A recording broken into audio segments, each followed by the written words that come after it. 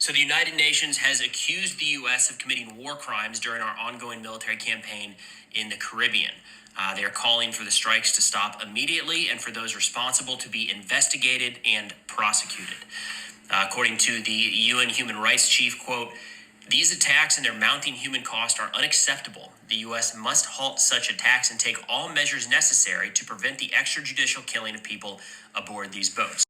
Between you and me, I don't think anything's going to stop. Oh, yeah, of course, Preston. They have no intention of stopping. And I really appreciated this post. First of all, I appreciate the UN for being willing to call a fig and be completely honest about what's happening. I feel like this story is not getting as much attention in America as it should because we're all doing our best to keep our heads above water, right? The crisis at home is so severe. It's hard for us to have enough bandwidth to focus on what our government is doing that constitute violations of international law. But this reminded me of a piece that was out in The Intercept a couple of days ago. I bookmarked it as soon as I read it, and I was like, I got to find time to talk about this. So this is the time.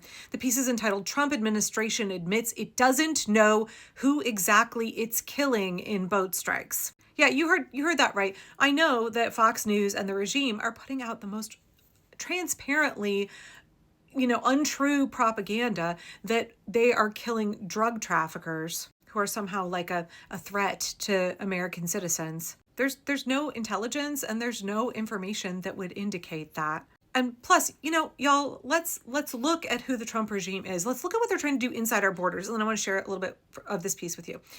Inside our borders, they are trying to manufacture a war. Inside our borders, they are lying about what American citizens are doing in Portland, Oregon, in Chicago, Illinois, in Memphis, Tennessee, in Los Angeles, in DC. They are making false claims about American cities and what's happening there, saying that Portland is on fire, that there's violent Antifa terrorists. Look at No King's Day. They tried to say that it was an I Hate America rally, even in advance of it. Just the most blatant lies.